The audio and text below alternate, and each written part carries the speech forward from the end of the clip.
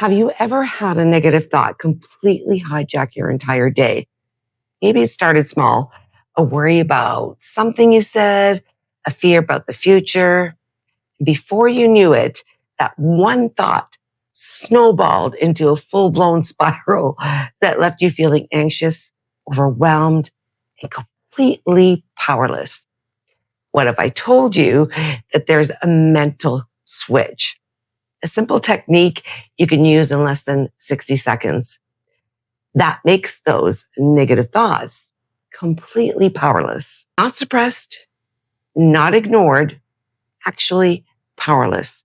Stay with me, because by the end of this episode, you're going to know exactly how to flip that switch.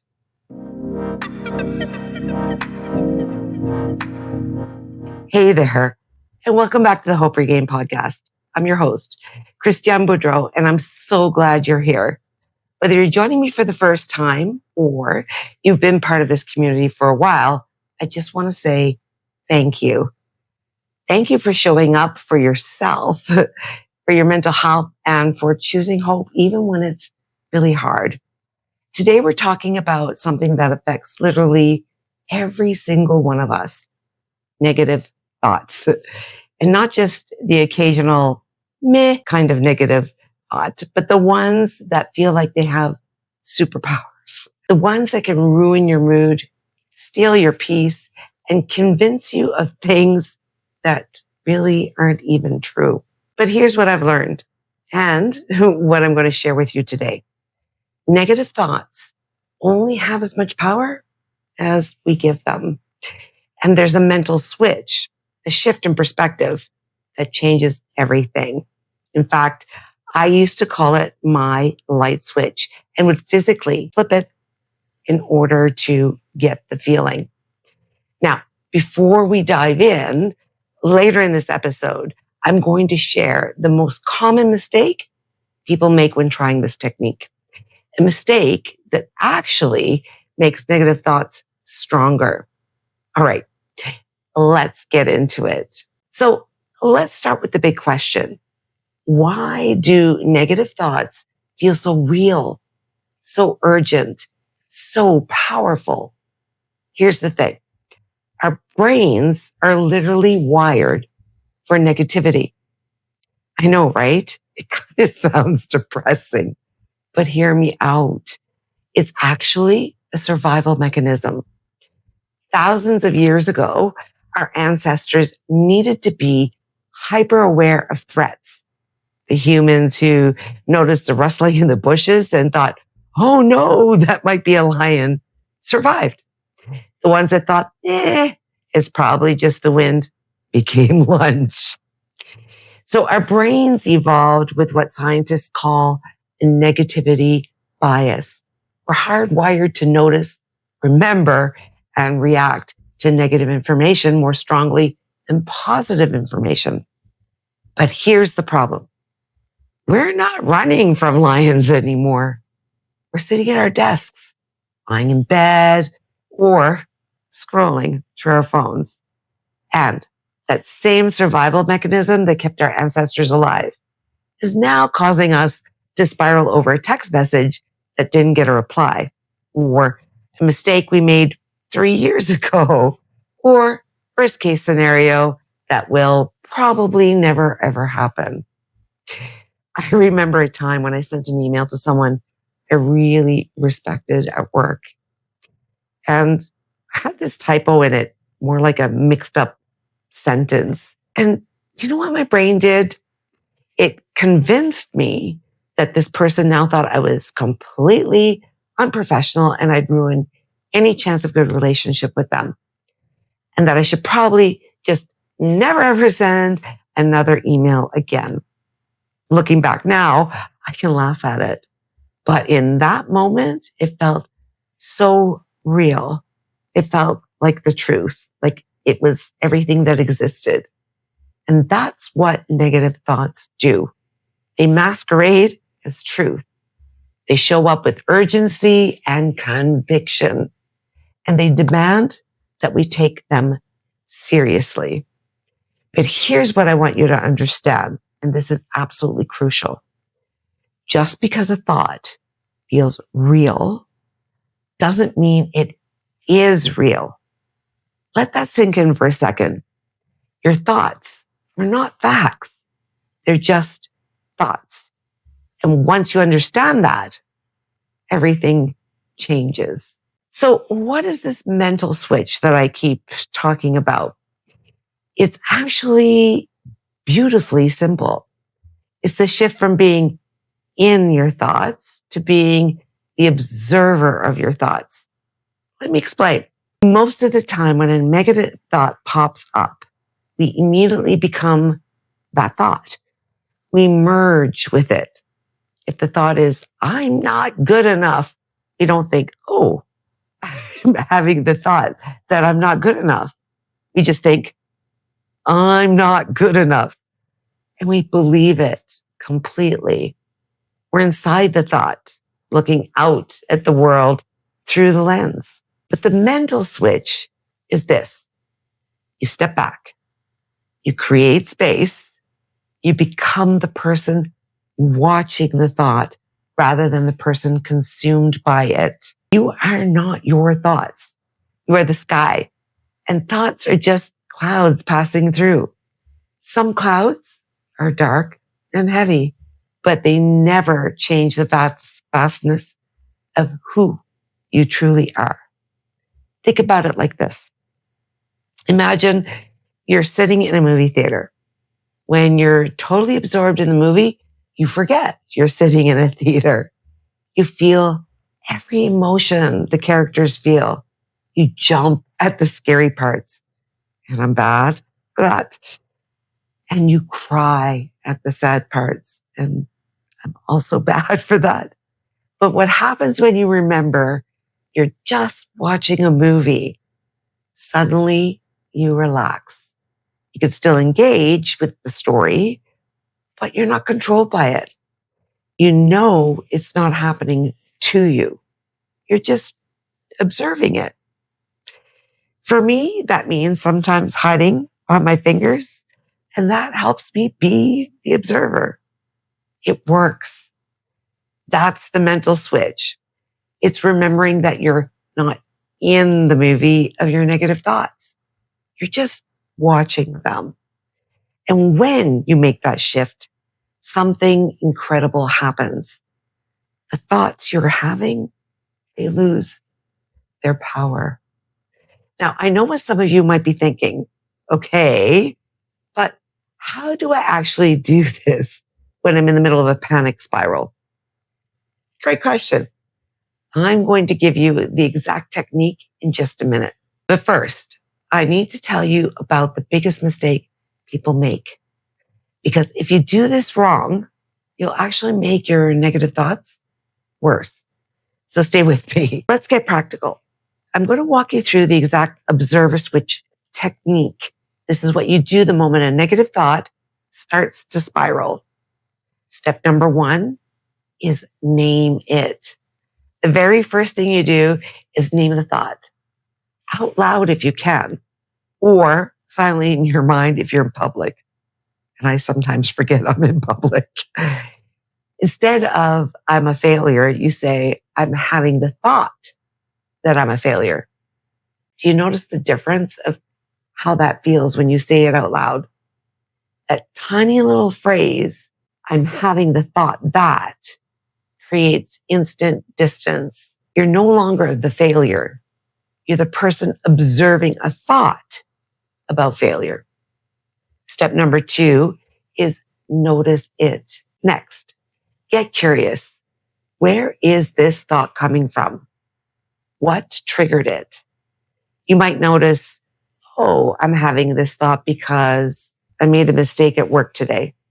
Or I'm having this thought because I compared to myself to somebody on social media. You're not judging it. You're not fighting it. You're just noticing it with curiosity, of course, like a scientist observing data. Step number 3 is label the pattern. Here's where it gets really powerful. Most negative thoughts fall into patterns.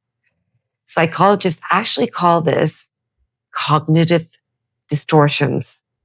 You might notice, oh, there's that all or nothing thinking again, or there's that catastrophizing pattern, or another one, there's my inner critic doing its thing.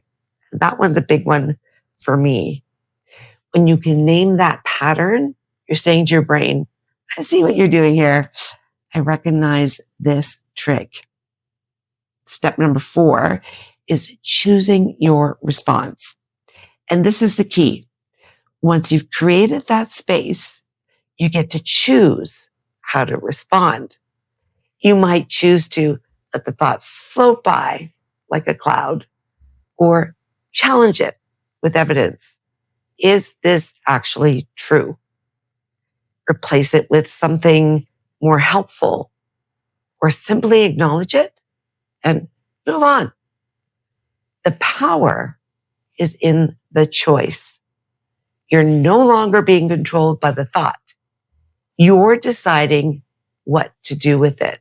The moment you observe a thought, instead of becoming it, you step into your power.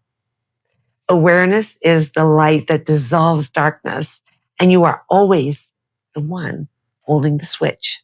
Let me give you a real example of how this played out for someone. A listener of this podcast, and I'm not naming real names, but let's call her Sarah. She reached out to share her story. She struggled with social anxiety, and every time she had to go to a social event, her brain would flood with thoughts like, everyone's going to judge you. You're going to say something stupid. They don't actually want you there. And for years, she just believed those thoughts. She either forced herself to go and feel miserable the whole time, or she'd cancel at the very last minute. But then she started using the observer switch. At the next event she had coming, when those thoughts showed up, she said, I'm having anxious thoughts about this party. There's my social anxiety pattern. It's trying to protect me by keeping me home safe where I belong. And something shifted. She still felt nervous, but she wasn't consumed by it. She went to that party. And you know what? She actually had a decent time. Not because her anxiety disappeared, but because she stopped letting it make all her decisions. That's the power of this switch. Now, I want to give you a bonus tool I call the 3-second reset. And it's perfect for those moments when you need something really quick. Again, this is not dealing with the deep-seated, really inside issues and problems that you have. Sometimes you need to seek out professional help. But this is the quick fixes to get you to that next step, maybe push you to the next place you need to be. Here's how it works. Second 1 in the 3-second reset. Pause. Take 1 deep breath. Just 1. It signals to your system that you're safe. Second 2, name it. Say, that's just a thought. Second 3, redirect. Ask yourself, what do I actually want to focus on right now? That's it. 3 seconds. And you can do this anywhere, in a meeting, in a line at the grocery store, or in the middle of a conversation. 3 seconds happens so quickly. The beauty of 3-second reset is that it doesn't require you to have everything figured out. You're not trying to solve the thought or fix the situation. You're just hitting pause on the spiral and redirecting your attention. Peace is not the absence of negative thoughts. It's the presence of awareness that reminds you, you are bigger than any thought that tries to define you. Okay, here's what I promised you earlier. The biggest mistake people make with this technique. Are you ready? The mistake is trying to use the observer switch to fight your negative thoughts. Here's what I mean. Some people learn this technique and they think, great, now I can finally get rid of my negative thoughts.